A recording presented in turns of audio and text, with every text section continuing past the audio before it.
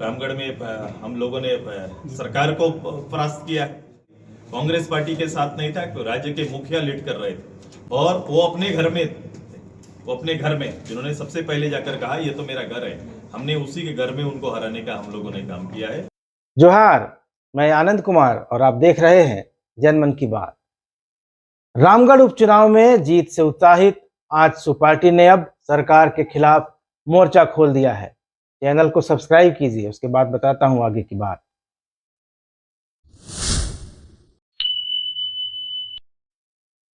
आज जमशेदपुर में आजसू पार्टी की केंद्रीय समिति की बैठक थी। केंद्रीय समिति की बैठक के दौरान आजसू सुप्रीमो सुदेश महतो ने हेमंत सोरेन सरकार को लूट और झूठ की सरकार बताया।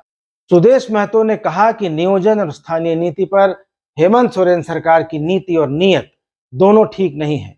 उन्होंने आरोप लगाया कि जेएमएम और कांग्रेस अपने सहयोगी दलों के साथ मिलकर जनता की भावनाओं के साथ खिलवाड़ कर रहे हैं और आजसू नियोजन और स्थानीय नीति को लेकर इसी महीने से जिलावार आक्रोश मार्च निकालेगी। सभी 24 जिलों में यह मार्च निकाला जाएगा। सुदेश महतो ने इसी के साथ जातीय जनगणना कराने की मांग भी की। बीजेपी के साथ तालमेल पर उन्होंने कहा कि इस पर बात चल रही है और यह भी घोषणा की कि आजसू पार्टी वृहद झारखंड के इलाकों में भी अपना विस्तार करेगी और इसके लिए आजसू पार्टी बंगाल के पंचायत चुनाव में भाग लेगी और उड़ीसा में एक महासम्मेलन जल्द आयोजित किया जाएगा। सुदेश महतो ने कहा कि पार्टी ने अपना एक रिसर्च विंग भी बनाया है जो झारखंड के राजनीतिक और सामाजिक सहित सभी मुद्दों पर रिसर्च करेगा, शोध करेगा और पार्टी को अपनी राय देगा। उन्होंने कहा कि झारखंड में पहली बार किसी राजनीतिक दल ने अपना ऐसा रिसर्च विंग बनाया है। आइए सुनते हैं सुदेश महतो क्या कह रहे हैं और अलग अलग मुद्दों पर उनकी क्या विचार है उनके और क्या प्रतिक्रिया है। मैंने उसी दिन खंडन करते हुए कहा था कि ये एक पॉलिटिकल एजेंडा है, ये किसी राज्य के स्थानीय नियोजन नीति या आरक्षण को लेकर कोई प्रस्ताव नहीं, बल्कि एक एजेंडा है जिस एजेंडा के माध्यम से झारखंड मुक्ति मोर्चा, कांग्रेस और उनके सहयोगी एलाई खेलना चाहते हैं, लोगों की भावना से खेल रहे हैं। नौजवान 3 साल से लगातार एग्जाम की तैयारी कर रहे हैं, ये उम्मीद के साथ कि राज्य के शेष जो पद है अपनी अहर्ता के अनुसार स्थानीय नियोजन नीति के नई नीतियों के साथ वो कहीं ना कहीं अपनी सेवा राज्य के लिए देंगे, लेकिन ऐसा भी संभव नहीं हो पा रहा है। वातावरण को कहीं ना कहीं मित करने की कोशिश राज्य सरकार की ओर से लगातार हो रही है। डेवलपमेंट का कोई भी मानक, ये तो नीतिगत मुद्दे हुए, नीतिगत मुद्दों के अलावे भी डेवलपमेंट के किसी मानक पर राज्य सरकार की कोई दिलचस्पी नहीं। राज्य के निचले इकाई तक को अधिकार देना, पंच पंचायत जिसकी व्यवस्था को हम सभी लोगों ने लागू किया। आज पंचायत प्रतिनिधि के हालत को देख लीजिए, पंचायत, पंच, ग्राम सभा, इन सारे जो संस्थाएं हैं इसको कमजोर किया जा रहा है, जबकि यह दायित्व राज्य सरकार का था कि इन्हें मजबूत किया जाए। नेतृत्व को कमजोर किया जा रहा है और ये कोशिश हो रही है कि राज्य के संसाधनों को किस रूप से, मैंने कहा था कि लूट और झूठ इस सरकार ने परंपरा बना दिया। लूट आप देख रहे हैं, रिसोर्स का किस रूप से इस राज्य के अंदर जो रिसोर्स हमारे, उसको किस रूप से दोहन, सरकारी संरक्षण में दोहन हो रहा है, सरकारी संरक्षण में दोहन हो रहा है। पहली बार पर पार्टी चली, पूरी अराजकता की स्थिति है राज्य के अंदर में।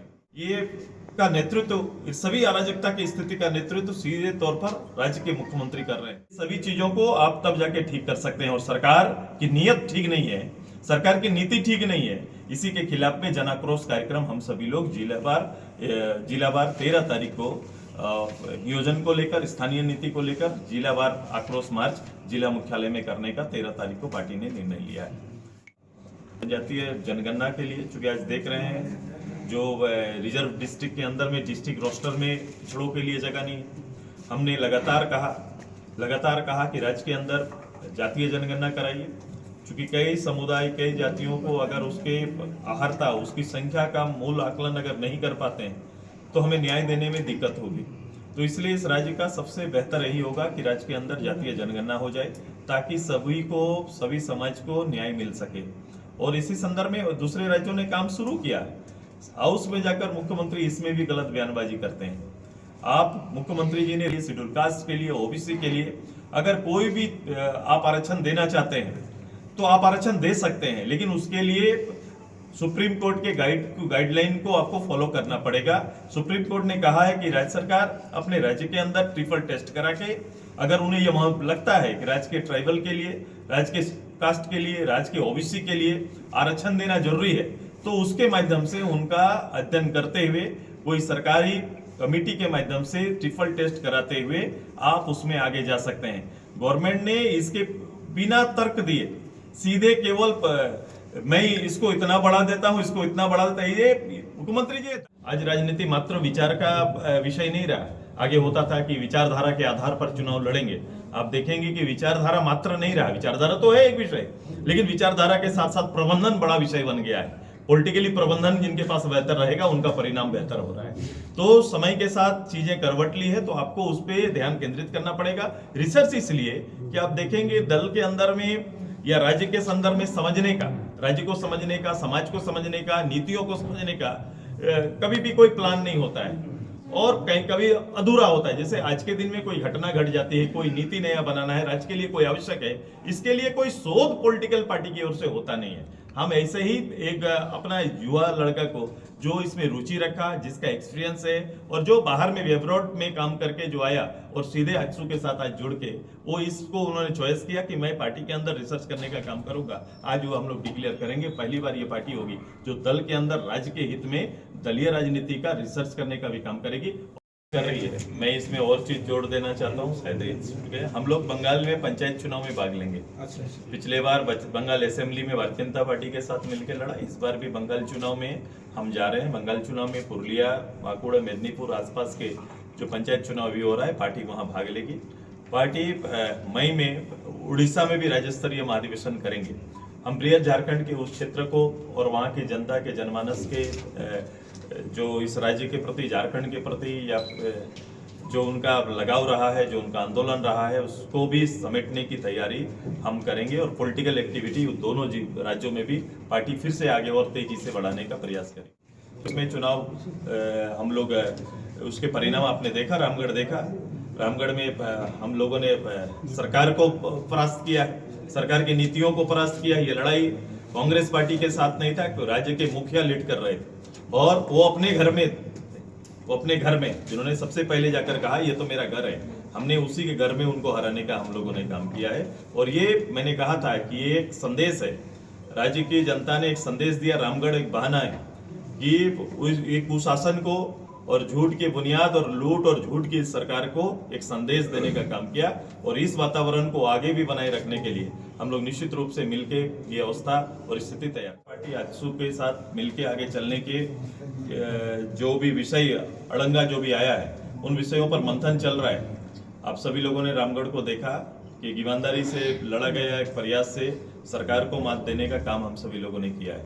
सरकार को मैंने कहा कि सरकार, मैंने ऐसी गवर्नमेंट हमने देखा नहीं, गैर जवाबदेह सरकार जिसकी कोई जवाबदेही नहीं। और इन्होंने केवल ये नुकसान अभी वो केवल अपने दल का या राजनीति का नहीं कर रहे हैं, ये भविष्य का नुकसान कर रहे हैं।